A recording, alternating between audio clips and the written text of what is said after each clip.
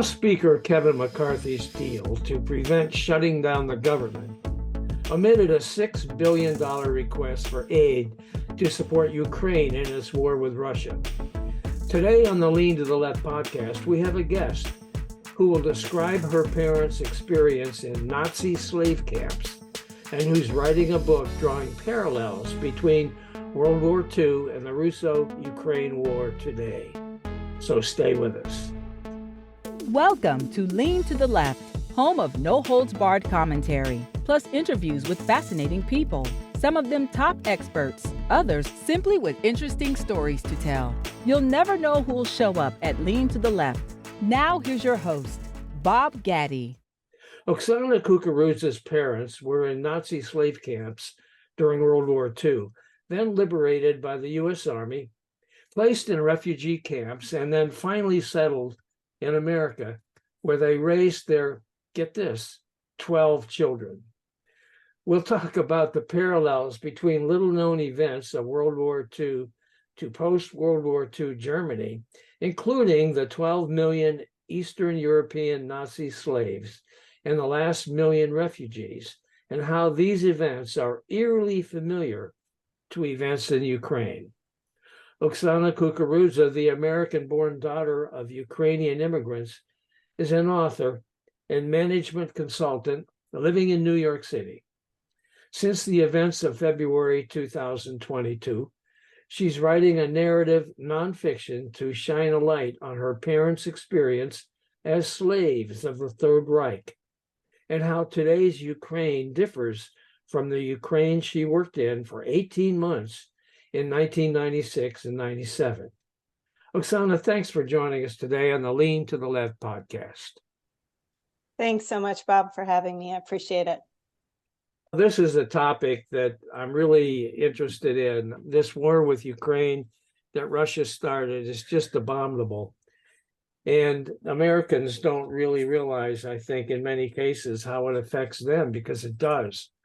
At any rate, there were some 12 million Eastern European, over 2 million Ukrainian enslaved by the Nazis during World War II. I did not know that. And I know that many people are unaware of that fact. So can you tell us about that? Sure, I'm happy to speak about it. I've been doing quite a bit of my own extensive research on it because I agree with you. There's very little out there in English out on the World Wide Web, and you really have to dig for it. And it's one of the reasons that I'm writing this book is I just want to educate Americans and educate the world on this little known fact that happened during World War II. How it started was when Hitler and Stalin partitioned Poland in 1939.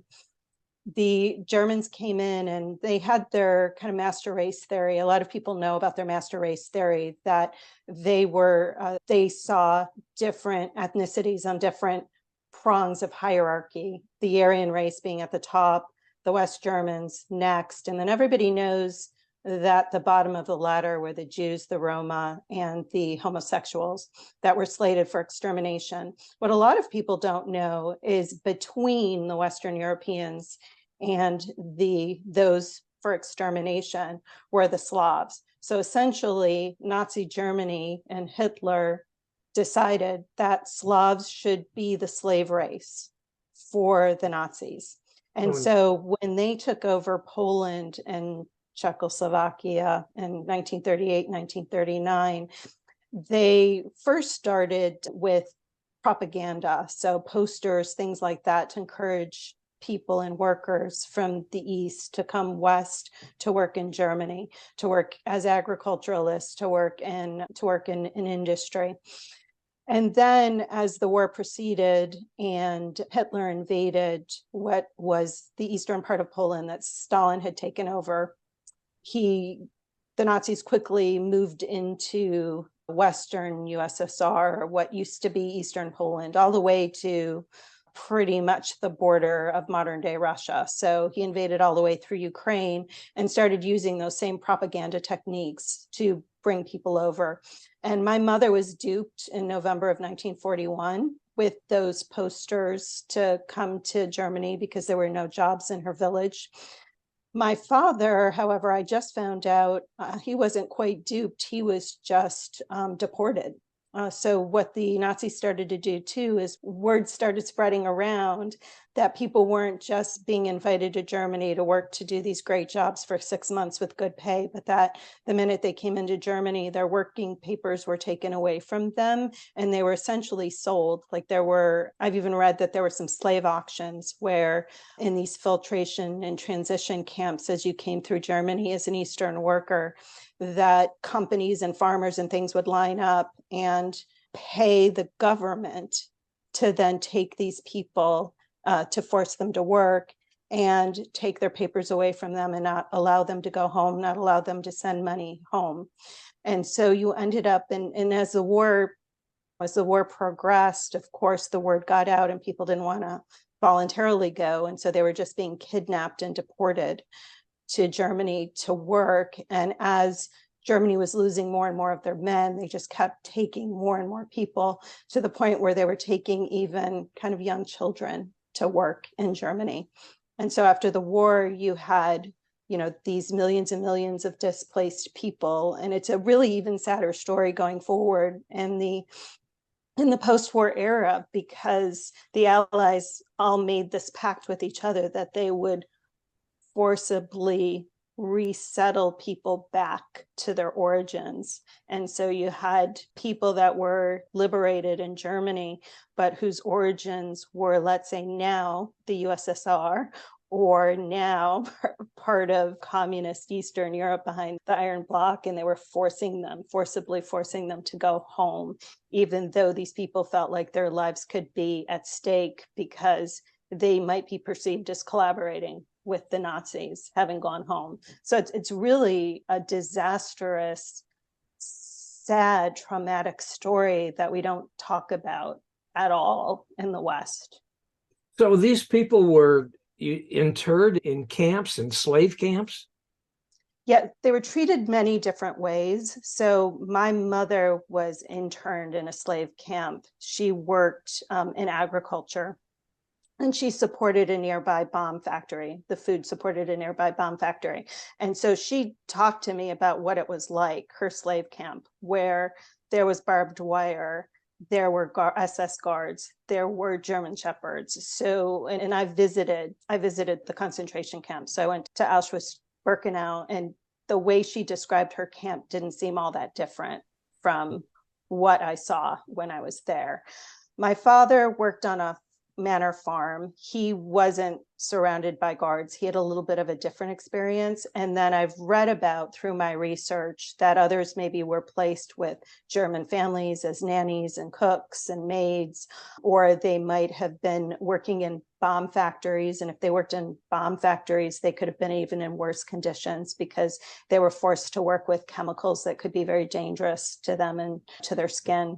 And so there was a mixed bag on how the people were treated, but the majority, almost all of them really didn't get paid. And if they did get paid, Bob, their earnings were taken for the meager food and clothing that they received from their employers. And you'll love this one.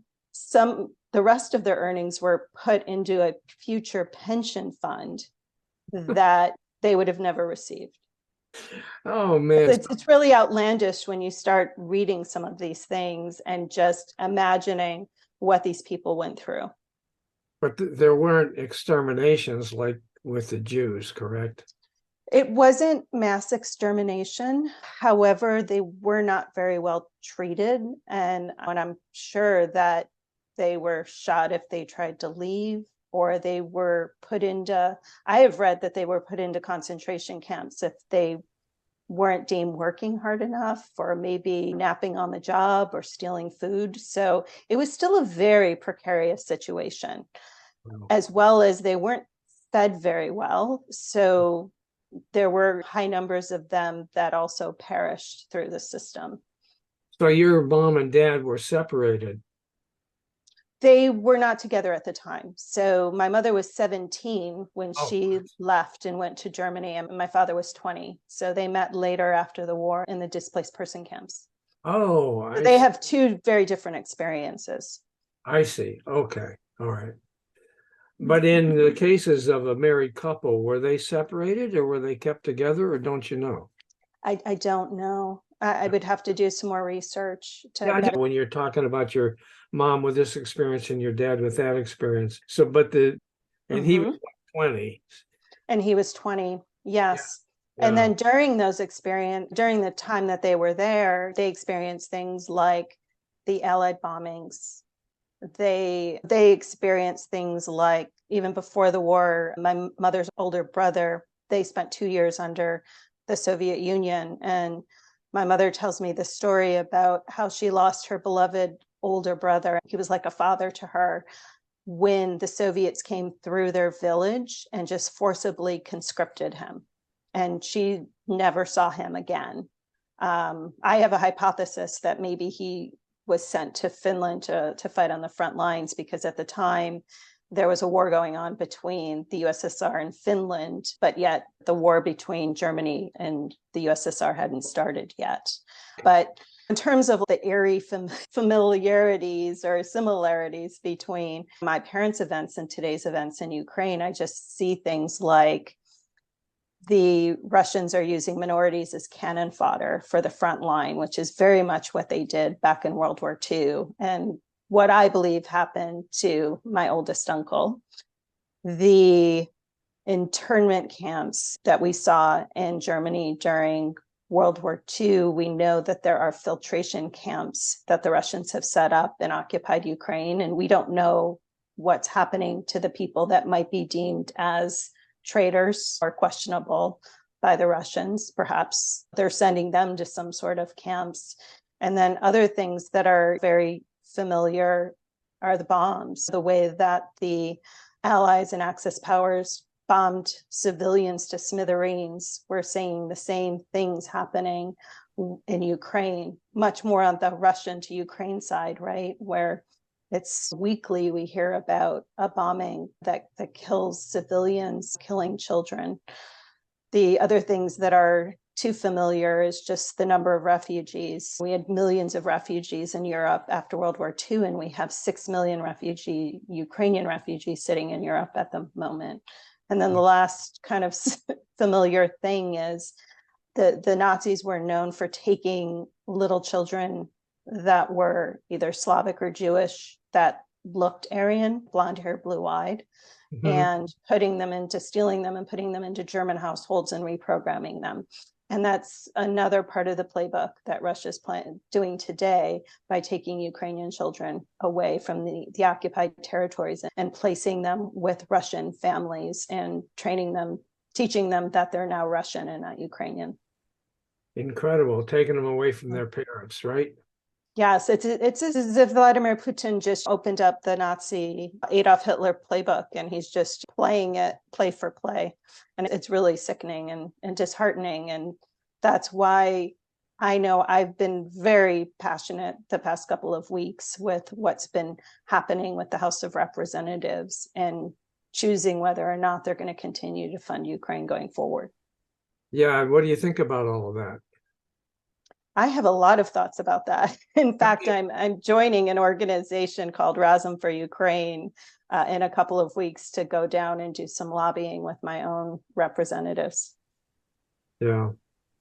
Okay. And I mean, if you want my perspective on why I believe that we should continue to fund Ukraine, I'm happy to provide those if you're interested. Well, of course, I want to do that. Yeah, sure. I also want to, I want to hear what you were doing. You were working in Ukraine in the mid 1990s. I want you to tell me about that. But since you brought it up, let's talk about the Congress and their failure to pass that $6 billion aid request in the deal that McCarthy reached to prevent a government shutdown. Let's talk about that. What are the implications of the fact that they're not going to provide that unless Biden figures out a way to do it? He's always trying to get around the Republicans. Squeeze blood from a stone. Yeah, I'm still hopeful that there are enough Republicans that something will pass. But if it doesn't pass, there are a number of implications. So the first one is there's 6 million Ukrainian refugees in Europe. And right now, the majority of Europe has that burden to bear. If Ukraine doesn't win this war, those people are never going to go home because they're never going to feel safe in a Ukraine at war or a Ukraine occupied by Russia. And eventually, Europe is going to be looking to the United States to financially help support those refugees and take many of those refugees ourselves. So it will end up be costly on us. Yes. So it's going to cost more money on us, I believe, to not continue to fund Ukraine than what it's doing to fund Ukraine today. Yeah. Secondly, Ukraine is an ally of ours, as well as we have many allies in Europe as a part of NATO that look to us to help with their security. And the little aid I feel that we're giving Ukraine, and we don't have men on the ground or soldiers on the ground, Ukraine is doing a lot to erode the Russian military capability. That is in the interest of the United States as a NATO member, because if Russia is successful in Ukraine, I 100% believe that they will continue. And they're going to go after the Baltics because he wants to reconstitute the USSR, and that will be his next step. And then it could be Poland. So eventually, we're going to end up having boots on the ground later on if we don't continue to financially and militarily support Ukraine today. And then lastly, I would say a couple lastlies would be, if we continue to not support our allies are going to stop trusting us. And if we don't support Ukraine, China's watching. And China will invade Taiwan, and then we'll have to be even more involved in Taiwan. So I see Ukraine as a deterrent to China's eyes or ambitions onto Taiwan.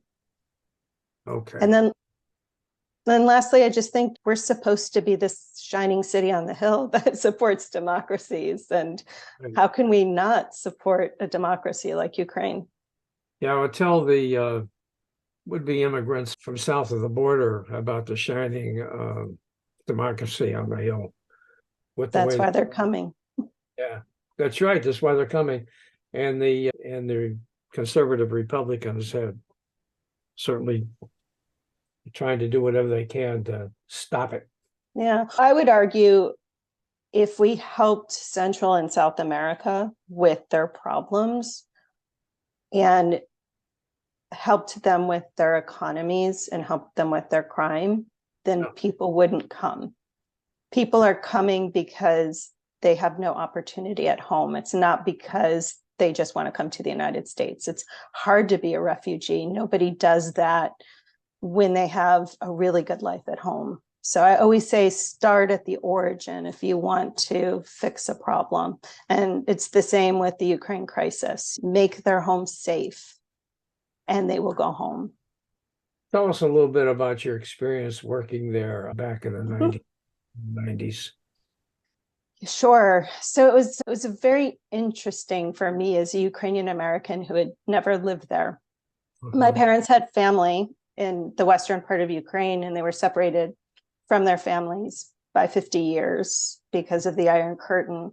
And so my mother had gone once to Ukraine before I showed up for work. And I did because I was working for an auditing company called Deloitte & Touche International. And there was this opportunity for me to go over there and work. And so I chose to do that. And I moved to Kyiv. And the first thing I noticed was it is really cold there, and winters are horrible. I showed up in January and I couldn't believe how cold it was. And it made me completely understand why both Napoleon and Hitler couldn't manage to invade and retain countries like Ukraine and Russia. Those are really rough winters.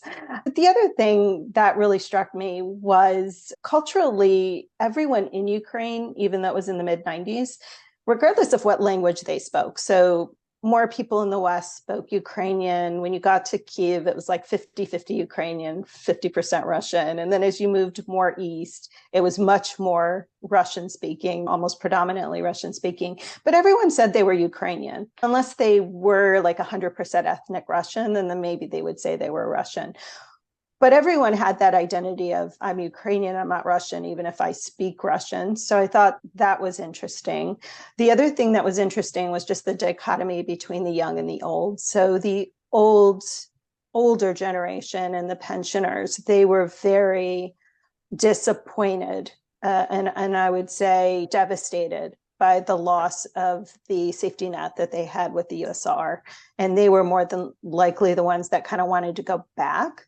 But the majority of the young people, like the people that, I worked with or I came into touch with, they looked westward. They wanted to be integrated into the West. They wanted to develop a capitalist democratic society in Ukraine. And they were just full of optimism. And there was a lot of poverty there, but there was a lot of optimism when I was there. All right.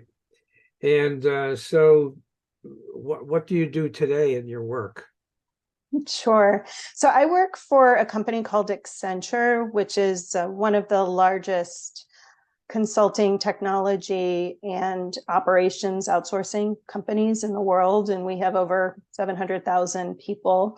And I've been working with them now for about 21 years. I'm a managing director, so I'm one of their leaders. And I work specifically in an consulting area, where we consult to the finance function or the function underneath the CFO. And it's just really around transformation. So helping them to improve their processes and their systems. Okay. Accenture, that used to be Arthur Andersen and Company, correct? Yeah, well, it used to be Andersen Consulting. Yep. Consulting, right. Mm-hmm. Yeah. All right. So when you're writing a book, what's your book called? Sure. The book is called Sunflowers Bend But Rarely Break. Okay. And your listeners can download the first chapter of the book at https://sunflowersrarelybreak.com. And the reason I named the book that is not only are sunflowers the national flower of Ukraine, Okay. but they're very hardy and resilient flowers. And they produce sunflower seeds that make sunflower oil, which is actually the largest agricultural export for Ukraine. But it also symbolizes sunflowers hardy and resilient, and they bend towards the sun. They love the sun, and they'll even bend really as hard as they can to find the sun, even on dark days. And so the symbolism there is with my parents having to bend during their time period as Nazi slaves, their time period as refugees, but they never gave up hope that they would find the sun like a sunflower. And I feel the same way about the nation of Ukraine. That's beautiful. That really is beautiful. Now, Thank your you. parents came to this country. When did they come to this country? They arrived in 1956, October 1956. 1956. Mm-hmm. And when did they start having all these kids? Before then. Yeah. So there were 6 children born in Germany, and the children were displaced persons too. They had no country of origin, because even though you were born in Germany at that time, the laws are different now, but back then you had to have German blood to become a German citizen, or you had to wait until you were old enough to take the tests and become naturalized. Okay. And so they were all 6 of them displaced people, no country of origin, or children, I should say, my parents as well. And they came over with a sponsor, and of course, sponsored by the US government. And then they had 6 more in Rochester, New York. And I was going to say you're probably I'm the youngest. They would be really proud of what you're doing with your book and staying on top of this issue, I'm sure, right? I think they would be. Yeah. They would be very proud. They were very proud of me. They were alive when I went to Ukraine and worked, and they were incredibly proud. They would tell anyone and everyone they could that I was working in Ukraine, especially within their local Ukrainian community. Wow. Okay. Or when are you going to have this book done? I'm working on finding an agent and a publisher. So I have the first draft done. I have been doing a little bit more research and finding some things that I want to tweak and change about the book. So I'm hoping to have it like dusted by the end of this year. And then depending on if I'm going to try to find a traditional publisher, because I really want to get as many reads and eyeballs as I can, because one, for the education, very new topic that many people don't know about. And then secondly, because I want to use a lot of the proceeds from the book to support charitable organizations that are helping either the Ukrainian refugee crisis today or for future reconstruction of the country once they win this war and they're free from the Russian yoke. And I also have potentially a media company interested in shopping it to do a visual medium, because I think something like this too could make for a really good film or TV series. Yeah, it sounds like it would. It's been a pleasure having you on the podcast today. Is there anything else you'd like to add before we sign off? Just to your readers, I know that there's a group on the way left side as you lean to the left who maybe are doves and don't want to support Ukraine. I would tell them that there's massacres happening and we need to stop it. And unfortunately, sometimes you need war to settle things and to get to peace. And so I just ask all of your listeners, read a little bit more about Ukraine and its beautiful history and culture, and read a little bit more about what's going on now in the country, because I believe that this is really a fight worth backing. And I really want the US to continue to financially and militarily support Ukraine, and they won't do it without all of us telling our government to do it. Okay, excellent. Thank you very much, Oksana. It's been a pleasure. Thank you. Thanks for having me. Guys, I hope you enjoyed this Lean to the Left video and that you learned something as well.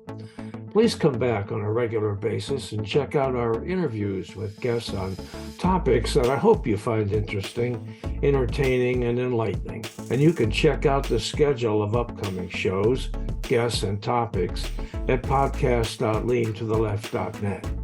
You can also subscribe to our audio version there or to our video shows here at YouTube.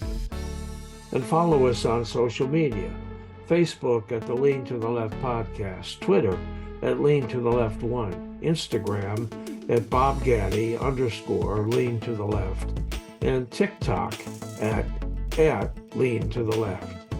Our goal is to be informative and entertaining as we and our guests comment on the latest developments in the news and about the social issues that concern us all. This is Bob Gaddy signing off for Lean to the Left. Thanks for sharing your time with us.